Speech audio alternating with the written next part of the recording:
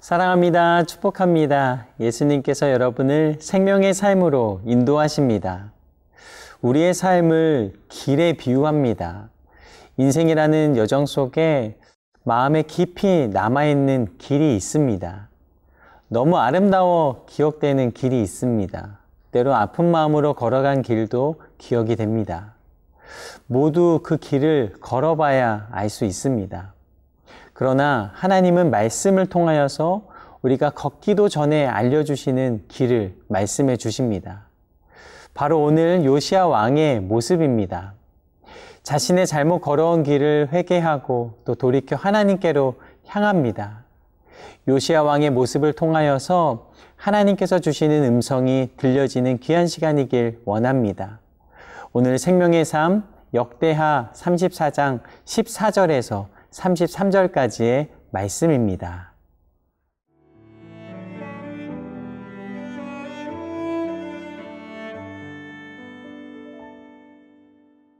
역대하 34장 14절에서 33절 말씀입니다. 무리가 여호와의 전에 헌금한 돈을 꺼낼 때에 제사장 hil기야가 모세가 전한 여호와의 율법책을 발견하고 hil기야가 서기관 사반에게 말하여 이르되 내가 여호와의 전에서 율법책을 발견하였노라 하고 hil기야가 그 책을 사반에게 주매 사반이 책을 가지고 왕에게 나아가서 복명하여 이르되 왕께서 종들에게 명령하신 것을 종들이 다 준행하였나이다. 또 여호와의 전에서 발견한 돈을 쏟아서 감독자들과 일꾼들에게 주었나이다 하고 서기관 사반이 또 왕에게 아뢰어 이르되 제사장 hil기야가 내게 책을 주더이다 하고 사반이 왕 앞에서 그것을 읽으매 왕이 율법의 말씀을 듣자 곧 자기 옷을 찢더라. 왕이 hil기야와 사반의 아들 아히감과 미가의 아들 압돈과 서기관 사반과 왕의 시종 아사야에게 명령하여 이르되 너희는 가서 나와 및 이스라엘과 유다의 남은 자들을 위하여 이 발견한 책의 말씀에 대하여 여호와께 물으라. 우리 조상들이 여호와의 말씀을 지키지 아니하고 이 책에 기록된 모든 것을 준행하지 아니하였으므로 여호와께서 우리에게 쏟으신 진노가 크도다 하니라. 이에 hil기야와 왕이 보낸 사람들이 여선지자 훌다에게로 나아가니 그는 하스라의 손자 독핫의 아들로서 예복을 관리하는 살룸의 아내라. 예루살렘 둘째 구역에 살았더라. 그들이 그에게 이 뜻을 전하매 훌다가 그들에게 이르되 이스라엘의 하나님 여호와께서 이같이 말씀하시기를 너희는 너희를 내게 보낸 사람에게 말하라 하시니라. 여호와께서 이같이 말씀하시기를 내가 이곳과 그 주민에게 재앙을 내리되 곧 유다 왕 앞에서 읽은 책에 기록된 모든 저주대로 하리니 이는 이 백성들이 나를 버리고 다른 신들에게 분향하며 그의 손의 모든 행위로 나의 노여움을 샀음이라. 그러므로 나의 노여움을 이곳에 쏟음에 꺼지지 아니하리라 하라 하셨느니라. 너희를 보내어 여호와께 묻게 한 유다 왕에게는 너희가 이렇게 전하라. 이스라엘의 하나님 여호와께서 이같이 말씀하시기를 네가 들은 말을 의논하건대 내가 이곳과 그 주민을 가리켜 말한 것을 네가 듣고 마음이 연약하여 하나님 앞 곧 내 앞에서 겸손하여 옷을 찢고 통곡하였으므로 나도 네 말을 들었노라. 여호와가 말하였느니라. 그러므로 내가 네게 너의 조상들에게 돌아가서 평안히 묘실로 들어가게 하리니 내가 이곳과 그 주민에게 내리는 모든 재앙을 네가 눈으로 보지 못하리라 하셨느니라. 이에 사신들이 왕에게 복명하니라. 왕이 사람을 보내어 유다와 예루살렘의 모든 장로를 불러 모으고 여호와의 전에 올라가매 유다 모든 사람과 예루살렘 주민들과 제사장들과 레위 사람들과 모든 백성이 노소를 막론하고 다 함께한지라. 왕이 여호와의 전 안에서 발견한 언약책의 모든 말씀을 읽어 무리의 귀에 들려주고, 왕이 자기 처소에 서서 여호와 앞에서 언약을 세우되 마음을 다하고 목숨을 다하여 여호와를 순종하고 그의 계명과 법도와 율례를 지켜 이 책에 기록된 언약의 말씀을 이루리라 하고, 예루살렘과 베냐민에 있는 자들이 다 여기에 참여하게 하매 예루살렘 주민이 하나님 곧 그의 조상들의 하나님의 언약을 따르니라. 이와 같이 요시야가 이스라엘 자손에게 속한 모든 땅에서 가증한 것들을 다 제거하여 버리고 이스라엘의 모든 사람으로 그들의 하나님 여호와를 섬기게 하였으므로 요시야가 사는 날에 백성이 그들의 조상들의 하나님 여호와께 복종하고 떠나지 아니하였더라. 요시야 왕이 나라를 통치한 지 18년이 되었을 때 모세의 율법책을 발견합니다. 그 율법책은 서기관 사반에게 전달이 되었고 서기관 사반은 요시야 왕 앞에서 낭독합니다. 서기관 사반이 그 책을 읽어갈 때 요시야는 도무지 가만히 있을 수 없었습니다.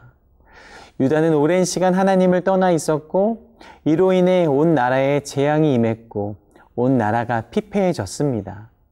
조상들이 하나님의 명령을 지키지 않았고 또 우상을 섬긴 대가를 후손이 받음을 요시야는 깨달았습니다. 결국 조상의 죄는 현재 후손들의 죄이기에 요시야는 옷을 찢고 회개합니다. 요시야는 먼저 조상의 죄를 회개합니다. 자신이 지은 죄가 아니지만 후손에 이 죄의 형벌이 이어지지 않기를 기도합니다. 이것이 바로 요시야의 믿음입니다. 하나님은 요시야를 통하여서 하나님의 마음을 나타내십니다. 하나님의 형상대로 만드신 사람들이 이 죄에 물들어 죄의 대가를 유산처럼 물려받는 것을 원치 않으십니다.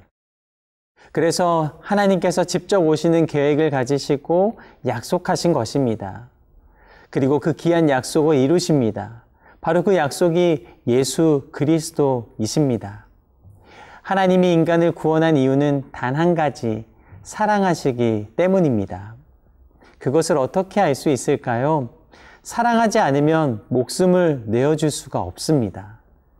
예수님은 친히 이 땅에 오셔서 십자가에 죽으시기까지 자신을 내어주셨습니다. 그러기에 하나님은 나를 사랑하시는구나 라는 것을 깨닫게 하십니다. 예수님의 십자가의 죽음은 나를 사랑하신 증거입니다. 우리를 사랑하신 증거로 십자가를 대신할 수 있는 것은 아무것도 없습니다. 십자가만이 능력인 줄로 믿습니다. 예수님의 십자가의 죽음은 나를 사랑하신 증거입니다. 그러기에 우리에게 주신 십자가는 능력이 되는 줄로 믿습니다. 숲에 가면 오르막길도 있고 내리막길도 있습니다. 우리의 삶도 오르막, 내리막이 있습니다. 많은 경우 높은 곳을 향할 때에 좋은 길이라 생각합니다. 그러나 인생의 내리막길도 좋은 길입니다. 내리막길을 통해 주님과 멀어지던 나 자신을 발견하게 되고 겸손해지며 더욱 주님을 의지하기 때문입니다. 어떠한 순간이라도 하나님을 신뢰하며 하나님 앞에 나아갈 때 하나님은 모든 상황 속에서 말씀하시며 그 중심을 받으십니다. 그리고 가장 아름답고 선한 길로 인도하십니다. 하나님을 더욱더 깊이 알아가며 하나님을 믿음으로 더 겸손히 낮아질 수 있는 모습이 저와 여러분의 모습이 되기를 간절히 원합니다. 우리의 삶을 낮출 때 하나님께서는 우리를 높이실 줄로 믿습니다.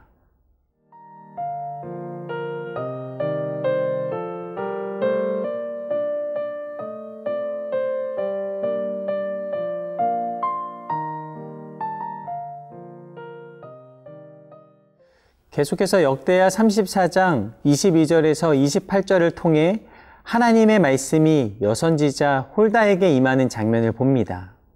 안타깝게도 유다는 재앙을 피할 수는 없었습니다. 요시아가 개혁을 주도했지만 이미 유다 백성의 죄가 크기 때문입니다. 그러나 하나님은 그 재앙을 요시아가 살아있는 동안은 내리지 않겠다 말씀하십니다. 요시아가 옷을 찢으며 하나님 앞에 회개했기 때문입니다. 홀다의 예언을 들은 요시아는 장로들을 모았습니다. 그리고 성전에 올라 책을 읽어 모든 백성에게 들려줍니다. 29절에서 31절 말씀입니다. 왕이 사람을 보내어 유다와 예루살렘의 모든 장로를 불러 모으고 여호와의 전에 올라가매 유다 모든 사람과 예루살렘 주민들과 제사장들과 레위 사람들과 모든 백성이 노소를 막론하고 다 함께 한지라. 왕이 여호와의 전 안에서 발견한 언약책의 모든 말씀을 읽어 무리의 귀에 들려주고 왕이 자기 처소에 서서 여호와 앞에서 언약을 세우되 마음을 다하고 목숨을 다하여 여호와를 순종하고 그의 계명과 법도와 율례를 지켜 이 책에 기록된 언약의 말씀을 이루리라 하고. 요시아는 모든 백성이 말씀 앞에 서도록 말씀을 들려줍니다. 요시아는 설섬수범하여 하나님의 법도를 지켜 말씀을 행하게 했습니다. 사실 훌다의 말에 의하면 아무리 요시아가 애를 써도 이미 예언된 재앙은 반드시 내려질 것입니다. 그러나 요시아는 이 하나님의 말씀을 듣고 늦었다며 자포자기하지 않습니다. 요시아는 마음을 다하고 목숨을 다하고 여호와를 순종하고 하나님의 계명과 법도와 율례를 지켜 행하고 또 기록된 언약의 말씀을 이루고자 최선을 다합니다. 요시아의 이런 태도는 유다의 영적 대각성을 일으켰고 유월절이 회복되는 결과를 가져옵니다. 진정한 회개의 불꽃은 말씀 앞에서 죄를 깨닫고 하나님 앞에 설 때 일어납니다. 그 작은 불꽃이 타올라 온 세상을 환하게 비추일 것입니다. 가늠하다 현장에서 잡힌 여인을 예수님께 데려옵니다. 예수님을 시험하여 고발하기 위함이었습니다. 예수님은 무리를 향해 말씀하십니다. 너희 가운데 죄 없는 자가 먼저 이 여자에게 돌을 던져라. 사람들은 모두 그 자리를 떠났고 예수님은 여인에게 말씀하십니다. 여자여, 너를 고발하던 사람이 어디 있느냐 물으십니다. 나도 너를 정죄하지 않는다. 이제부터 다시는 죄를 짓지 말라라고 말씀하십니다. 그리고 요한복음 8장 12절에 이렇게 말씀하십니다. 예수께서 또 말씀하여 이르시되 나는 세상의 빛이니 나를 따르는 자는 어둠에 다니지 아니하고 생명의 빛을 얻으리라. 아멘. 사람들은 왜 돌을 던지지 못했을까요? 예수님의 빛이 그들의 어두운 죄를 보여주었기 때문입니다. 빛 앞에서 모든 어두움은 물러갑니다. 그리고 빛을 통하여 숨겨졌던 모든 더러운 것이 모습을 드러냅니다. 방에 불을 켰는데 쓰레기가 있으면 어떻게 합니까? 당연히 주워서 버립니다. 빛으로 우리를 드러내심은 우리를 부끄럽게 하기 위함이 아니라 우리의 죄를 씻어주시기 위함입니다. 오히려 예수님께서 우리의 죄악을 모두 감당하시며 십자가에 죽으셨기에 우리가 예수님의 이름을 부를 때 우리에게 정죄함이 없습니다. 빛으로 오신 예수님을 따를 때 우리는 더 이상 어둠의 길을 방황하지 않습니다. 우리에게 허락하신 그 생명의 빛, 우리를 밝히시는 그 길을 따라 온전히 나아가는 저와 여러분의 삶이 되기를 소망합니다. 오늘 말씀에서 요시아는 회개하였습니다. 역대 제일 선한 일을 많이 한 왕인데 회개하였습니다. 왜냐하면 하나님을 사랑했기 때문입니다. 요시아는 포기하지 않습니다. 요시아의 믿음을 통해 빛 대신 하나님의 말씀이 선포됩니다. 오늘 하루 말씀을 붙잡고 끝까지 믿음으로 승리하실 수 있는 저와 여러분의 삶이 되기를 간절히 소망합니다. 기도하겠습니다. 요시아처럼 마음을 다하고 목숨을 다하여 하나님께 순종하고 하나님의 말씀을 온전히 이루고자 최선으로 나아가는 우리의 삶이 되게 하여 주시옵소서. 오늘 말씀으로 승리케 하실 좋으신 하나님께 감사함을 드리며 살아계신 예수님 이름으로 기도드립니다. 아멘.